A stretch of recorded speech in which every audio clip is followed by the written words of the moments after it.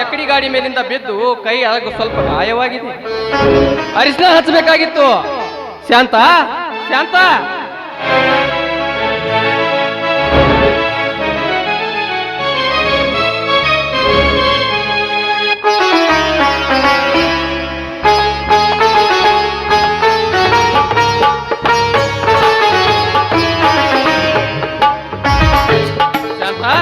ಶಾಂತ,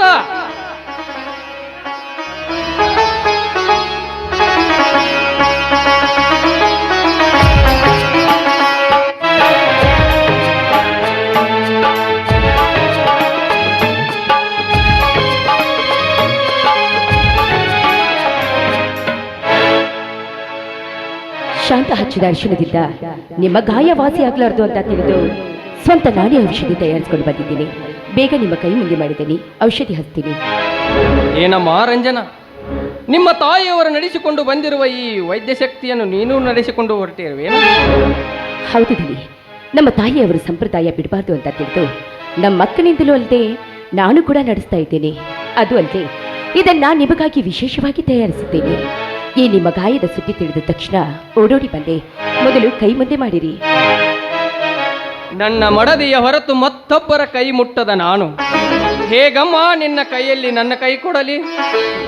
ತಿಳಿದವರಾದ ಈ ನಿಮ್ಮ ಮಾತಿಗೆ ನಾನೇನೆಂದು ಉತ್ತರ ಕೊಡಲಿದ್ದೇನೆ. ಈ ಹಿಂದೆ ಕಾಮಕನ ಕೈಯಿಂದ ನನ್ನನ್ನು ಬಿಡಿಸಿದ ನಿಮ್ಮ ಕೈಗಳು ಇವೆ ಅಲ್ವೇ? ಆ ಉಪಕಾರನ ನಾನು ಯಾವ ಜನ್ಮದಲ್ಲಿ ಮರೆಯಲಿ? ಬೇಡ, ಆ ಭಾವನೆಯನ್ನ ಹೊಡೆದು ಹಾಕಿ ಮೊದಲು ಕೈ ಚಾಚಿರಿ. ನನ್ನ ಮೇಲೆ ನಿನಗೆ ಎಷ್ಟೊಂದು ಪ್ರೀತಿಯಮ್ಮ. ಈ ಪ್ರೀತಿ ಶಾಶ್ವತವಾಗಿ ಉಳಿಯಲೆಂದೇ ನಾನು ಈ ಔಷಧಿ ತಂದಿದ್ದು. ನಾ ಹಚ್ಚೋ ಈ ಔಷಧಿಯಿಂದ ಬೇಗ ಈ ಗಾಯ ವಾಸಿಯಾಗಿ ಗುಣಮುಖರಾದ್ರೆ ಅಷ್ಟೇ ಸಾಕು. ನಿನ್ನ ಈ ಉಪಕಾರಕ್ಕೆ ನನ್ನಿಂದ ಏನು ಸಹಾಯವಾಗಬೇಕು ಹೇಳಮ್ಮ, ಅದನ್ನು ನಾನು ನಡೆಸಿಕೊಡುತ್ತೇನೆ. ನನ್ನ ಆಸೆ ಪೂರೈಕೆ ಆಗುವಂತ ವಸ್ತುನ ನಿಜವಾಗ್ಲೂ ಕೊಡ್ತೀರಾ? ಕೊಟ್ಟ ಮಾತಿಗೆ ತಪ್ಪಿ ನಡೆಯುವ ಕೆಲಸ ನನ್ನ ಹುಟ್ಟಿದಾಗಿನಿಂದಲೂ ಮಾಡಿಲ್ಲ, ಮುಂದೇನೂ ಮಾಡೋದಿಲ್ಲ. ನಿನ್ನ ಆತ್ಮಕ್ಕೆ ತೃಪ್ತಿಯಾಗುವಂತ ವಸ್ತು ಬೇಕಾದನ್ನು ಕೇಳು, ಅದನ್ನು ನನ್ನ ತಾಯಿಯ ಸಾಕ್ಷಿಯಾಗಿಯೂ ನಿನಗೆ ನಡೆಸಿಕೊಡುತ್ತೇನೆ. ಆಯ್ತೇ? ದುಡ್ಡು ಕೊಟ್ಟರು ಕಳೀತಾ ಇದೆ, ಬಂಗಾರ ಕೊಟ್ಟರು ಕಳೀತಾ ಇದೆ. ಇವೆರಡು ಶಾಶ್ವತವಲ್ಲ. ಶಾಶ್ವತವಾಗಿರೋದು ಒಂದಿದೆ. ಏನದು? ನಿಮ್ಮ ಕೈ ಹಿಡಿದು ನಿಮ್ಮ ಚರಣದಾಸಿಯಾಗಬೇಕೆಂಬ ಅಮರ ಪ್ರೀತಿ. ಆ ಪ್ರೀತಿಯಲ್ಲಿ ನೀವು ಬೆರೆತು ನನ್ನ ಕೈ ಹಿಡಿದು ಬಾಳಿದ್ರೆ ಸಾಕು. ಎಂತ ದುಸ್ತರವಾದ ಎಂತ ಮಾತನ್ನು ಹೇಳಿದೆಯೇ ನಿರ್ಲಜ್ಜಿ ಹೆಣ್ಣೆ. ನೀನೊಬ್ಬ ದಯಾಗುಣದ ಹೆಣ್ಣೆಂದು ತಿಳಿದು ನಾನು ನಿನಗೆ ಮಾತು ಕೊಟ್ಟೆ. ನೀನು ಹೆಣ್ಣಲ್ಲ, ಹೆಮ್ಮಾರಿ. ನಿನ್ನ ತಾಯಿ ಅಕ್ಕಂದಿರು ನಡೆಸಿಕೊಂಡು ಬಂದಿರುವ ಆ ವೇಸಿ ಕಾಯಕವನ್ನು ನೀನು ಮುಂದುವರಿಸಿಕೊಂಡಿರುವ ಏ ವೇಸಿ ಹೆಣ್ಣೆ, ಸರಿಯಾಚೆಗೆ. ಧರ್ಮ ತುಂಬಿದ ಈ ಮಡಿಯಲ್ಲಿ ಧರ್ಮದ ಪಾಲನೆ ಮಾಡುತ್ತಾ ಬಂದ ನೀವು ಒಂದು ಹೆಣ್ಣಿನ ಜೀವನ ಉದ್ಧರಿಸುವುದು ನಿಮ್ಮ ಕರ್ತವ್ಯ. ಆ ಕರ್ತವ್ಯಕ್ಕೆ ಚ್ಯುತಿ ತರದೆ ನೀವು ಕೊಟ್ಟ ಮಾತಿನಂತೆ ನನ್ನ ಕೊರಳಿಗೆ ತಾಳಿ ಕಟ್ಟಿ ಮಡದಿಯಂತ ಬೇಗ ಸ್ವೀಕರಿಸಿರಿ. ಲೇ ರಂಜನಾ, ನಾನೀ ಕೆಲಸ ಮಾಡಿದರೆ ಮಾಡಿಕೊಂಡ ಮಡದಿಗೆ ದ್ರೋಹ ಮಾಡಿದ್ದಲ್ಲದೆ ಈ ಸಮಾಜಕ್ಕೂ ನನ್ನಿಂದ ಮೋಸ ಮಾಡಿದಂತೆ ಸರಿ. ಛೆ, ಇದು ಧರ್ಮ ತುಂಬಿದ ಮನೆ. ನೀವು ಮಾತು ಕೊಟ್ಟ ಮೇಲೆ ತಿರುಗಿ ಬೀಳೋದಿಲ್ಲ ಅಂತ ಇಡೀ ನಾಡಿಗೆ ಗೊತ್ತಿದೆ. ಯಾಕಂದ್ರೆ ನೀವು ಕೊಟ್ಟ ಮಾತಿನಲ್ಲಿ ಅಮೃತವಿರುತ್ತೆ ಹೊರತು ವಿಷವಿರೋದಿಲ್ಲ. ಇದೆಂತ ಸಿಡಿಲಿನ ಮಾತು, ಇದೆಂತ ಸಿಡಿಲಿನ ಮಾತು. ಈ ಸಿಡಿಲಿನ ಆರ್ಭಟದ ಸಪ್ಪಳಕ್ಕೆ ಕೊಪ್ಪಳಿಸಿ ಕಮರಿ ಹೋಗ್ತಾ ಇದೆಯಲ್ಲ ನನ್ನ ನ್ಯಾಯದ ಉಸಿರು. ರಂಜನಾ, ರಂಜನಾ, ಎಂತ ಮೋಸದ ತಿರುವಿನಲ್ಲಿ ಸುತ್ತಿದೆಯೇ ನೀ ನನ್ನನ್ನು. ಏಕೆ ತಡವರಿಸ್ತಾ ಇದ್ದೀರಾ ನೀವು? ಗಂಡೆಂಬ ತಾಕತ್ತಿನ ಎದೆ ಮುಂದೆ ತೊಂಡೆ ಹಣ್ಣಿನಂತ ಹೆಣ್ಣು ಬಂದು ನಿಂತರು ಇನ್ನು ನಿಮ್ಮ ಷಂಡತ್ವ ತೋರಿಸ್ತಾ ಇದ್ದೀರಲ್ಲ. ಎಲ್ಲಿದೆ ನಿಮ್ಮ ನ್ಯಾಯದ ಗಂಡೆದೆಯ ಮಾತು? ಯಾರ ಮುಂದೆ ನಿಂತು ಯಾವ ಮಾತಾಡುತ್ತಿದೆ ಅಂತ ಯೋಚನೆ ಮಾತನಾಡು. ಇರದಿದ್ದರೆ ಪ್ರಾಣ ಹೊಡಿತೀರಾ, ಇಲ್ಲ ಮಾನ ಕಳಿತೀರಾ? ಇದಕ್ಕಿಂತ ಹೆಚ್ಚಿನದಾಗಿ ಏನ್ರಿ ನೀವು ಮಾಡ್ತೀರಾ? ಬೇಡ, ನಿಮ್ಮ ತಲೆಯಲ್ಲಿರೋ ಆ ಭಾವನೆಯನ್ನ ಹೊಡೆದು ಹಾಕಿ ಬೇಗನೆ ನನ್ನ ಆಸೆಯನ್ನ ಪೂರೈಸಿ. ಬೇಡ ರಂಜನಾ, ಬೇಡ. ನೀ ನನ್ನ ಕೈ ಹಿಡಿದು ಈ ಸಮಾಜದಲ್ಲಿ ನನ್ನ ತಲೆ ಕೆಳಗಾಗುವಂತೆ ಮಾಡಬೇಡ. ನನ್ನ ನ್ಯಾಯದ ಕುರ್ಚಿಗೆ ಧಕ್ಕೆ ತರಬೇಡ. ನಾನು ನಿನಗೆ ಕೈ ಮುಗಿದು ಬೇಡಿಕೊಳ್ಳುವೆ.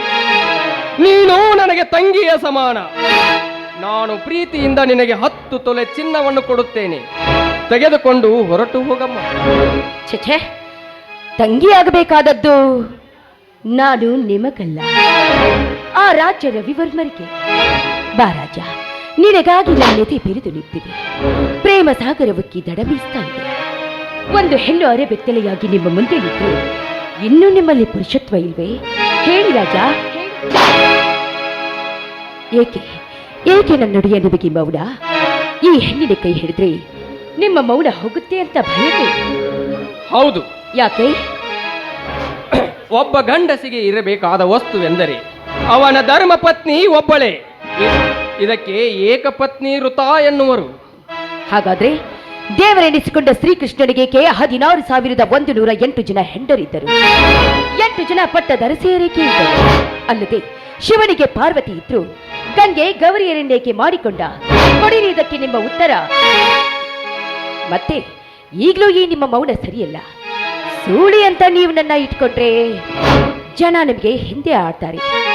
ಅದೇ ಹೆಂಡತಿ ಅಂತ ಇಟ್ಕೊಂಡ್ರೆ ಯಾರೇನಂತಾರೆ? ಜಗತ್ತಿನಲ್ಲಿ 2 ಹೆಂಡರಿದ್ದವರು ಯಾರಿಲ್ವೇ ಹೇಳಿ? ಇದೆಂತ ಕಠೋರ ಪ್ರಸಂಗವಿದು. ಹಸಿದು ಬಂದವಳಿಗೆ ಉಣಬಡಿಸಿ ಮಡದಿ ಎಂದು ಸ್ವೀಕರಿಸಿಕೊಳ್ಳಲಿ. 2 ಹೆಂಡರಾದರೆ ತಪ್ಪೇ? ಹೇಳುವಿದೆಯೇ? ಹೇಳು. ತಪ್ಪಿಲ್ಲ ಮೂಡ, ತಪ್ಪಿಲ್ಲ. ಹಸಿದು ಬಂದವರಿಗೆ ತಿಳಿಸಿ ನೀಡಿ ಆಶ್ರಯ ಕೊಟ್ಟರೆ ಅದು ಶುದ್ಧ ತಪ್ಪಿಲ್ಲ. ಹೌದು ಹೌದು, ನಾನಿವಳಿಗೆ ಆಶ್ರಯ ಕೊಡಲೇಬೇಕು. ಅವಳು ಇವಳನ್ನು ಮಡದಿ ಎಂದು ಸ್ವೀಕರಿಸಿಕೊಳ್ಳಲೇಬೇಕು. ಬೇಡ ರಾಮಚಂದ್ರ, ಬೇಡ. ಶ್ರೀರಾಮನಾಗಿ ಜಗಬೆಲ್ಲಬೇಕಾದ ನೀರು ಈ ದುಷ್ಟಟಬಂಧಕಾರಿ ಹಿಡಿದರೆ ನ್ಯಾಯ ನೀಡುವ ದೇವರೇ ದಾರಿ ತಪ್ಪದಂತಾಗಿ ಈ ಊರಲ್ಲಿ ಗುರುವಿಲ್ಲದ ಮಠವಾಗಿ ದೇವರಿಲ್ಲದ ಗುಡಿಯಾಗುವುದು. ಬೇಡ, ಅವಳನ್ನು ಬೇಗ ತಳ್ಳಿ ಹಾಕು. ಹೌದು ಹೌದು, ನಾನೀ ಕೆಲಸ ಮಾಡಿದರೆ ಮಾಡಿಕೊಂಡ ಮಡದಿಗೆ ದ್ರೋಹ ಮಾಡಿದ್ದಲ್ಲದೆ ಈ ಸಮಾಜಕ್ಕೂ ನನ್ನಿಂದ ದ್ರೋಹ ಮಾಡಿದಂತಾಗುತ್ತದೆ.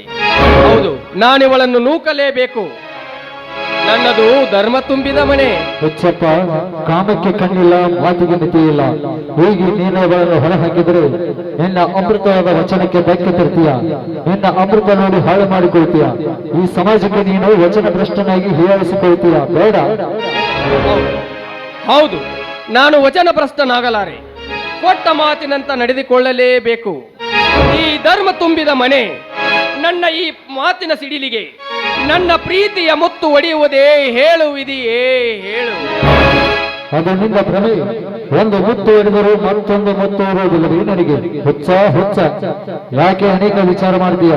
ಮೊದಲು ನಿನ್ನನ್ನು ನಂಬಿ ಬಂದ ಈ ಹೆಣ್ಣಿಗೆ ಆಶ್ರಯ ಕೊಡು, ಆಶ್ರಯ ಕೊಡು. ಹೌದು ಹೌದು, ನಾನಿವಳಿಗೆ ಆಶ್ರಯ ಕೊಡಲೇಬೇಕು. ಇದುವೇ ನಿಜವಾದ ಮಾನವ ಧರ್ಮ.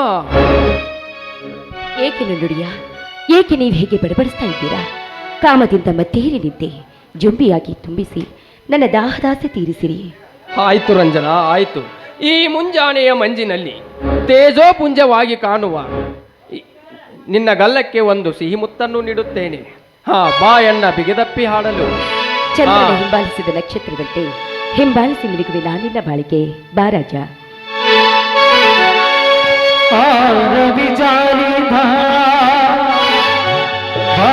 ಶಶಿ ಗಾಳಿ ಬೀಸಿ ಬಂತು ಬಂದ, ಚೆಲ್ಲಾಡಿ ಹೋಯ್ತು ತುಂಬಿ ಆನಂದ. ಓ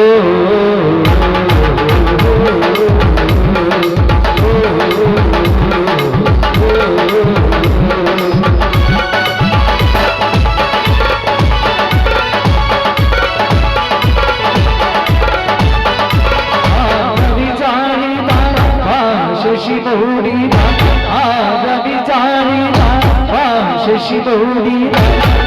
ಗಾಳಿ ಬೀಸಿ ಬಂತು ಗಾಳಿ ಹೋಯ್ತು ತುಂಬಿಯ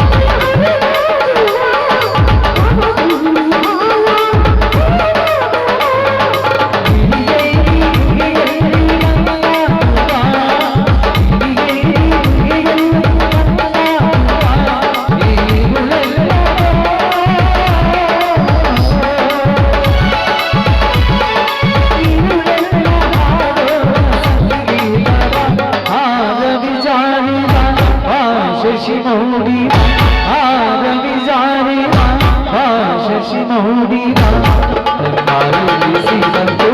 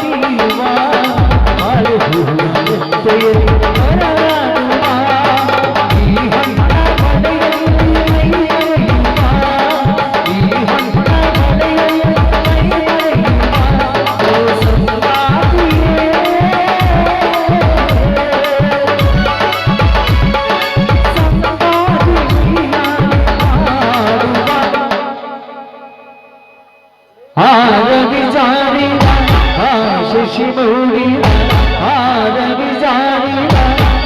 ಶಶಿ ಮೌಡಿದ